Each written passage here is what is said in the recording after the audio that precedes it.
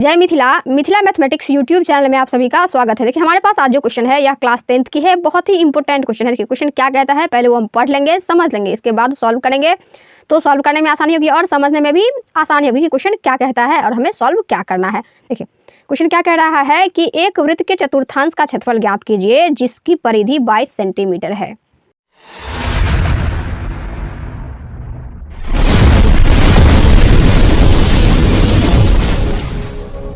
यानी कि कहने का अर्थ है कि एक जो है ये वृत्त है, ठीक है, जिसके चतुर्थांश का क्षेत्रफल ज्ञात करने के लिए कह रहा है। चतुर्थांश का मतलब कहने का है कि यह जो वृत्त है ना इसको क्या करें, 4 भाग में डिवाइड कर दिए, ठीक है,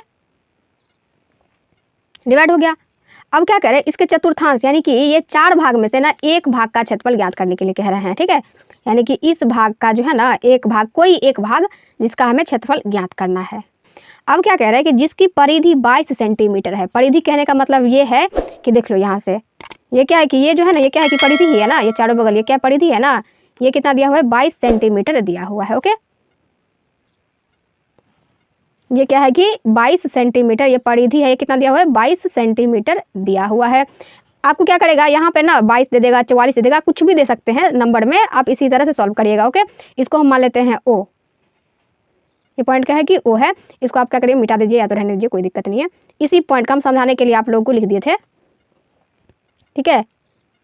तो हमें एक भाग का क्या करना है, क्षेत्रफल ज्ञात करना है। ओके ठीक, देखिए हम ज्ञात क्या करेंगे, लिखेंगे सॉल्यूशन। क्या लिखेंगे, सॉल्यूशन। जो गिवन है क्या दिया हुआ है, परिधि जो है दी हुई है, तो लिखेंगे वृत्त की परिधि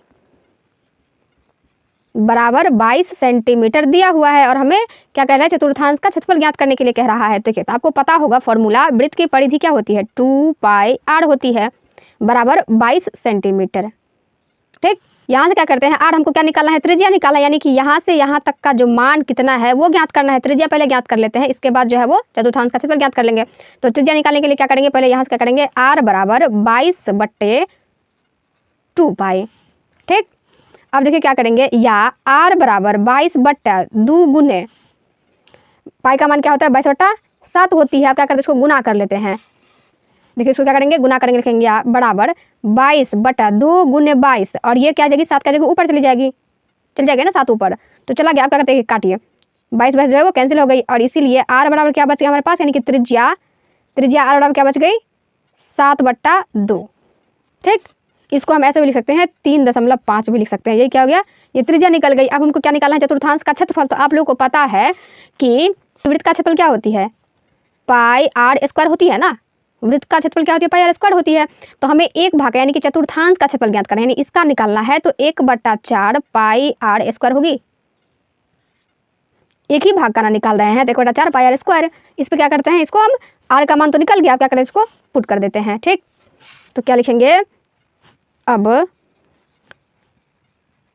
वृत्त के चतुर्थांश का क्षेत्रफल, वृत्त के चतुर्थांश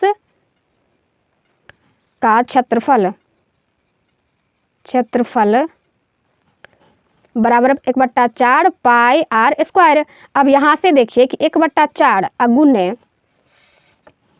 पाई का मान क्या होती है 22/7 होती है। देखिए अब यहाँ पे क्या है कि आर स्क्वायर देख लिया, यहाँ पे क्या है कि 7/2 है, तो स्क्वायर हुआ तो 7/2 गुने 7/2 हो जाएगी। ओके, अब देखिए इसको कट करिए, 7 से 7 कैंसिल हो गई, 11 दूना 22। अब देखिए 11 7 77 और नीचे में कितना बच गया है 4 दूना 8, तो 77/8 यही हमारा क्या हो गया, आंसर हो गया। आई होप आप लोगों को वीडियो पसंद आई हो, तो लाइक सब्सक्राइब एंड शेयर करना ना भूले। Thank you.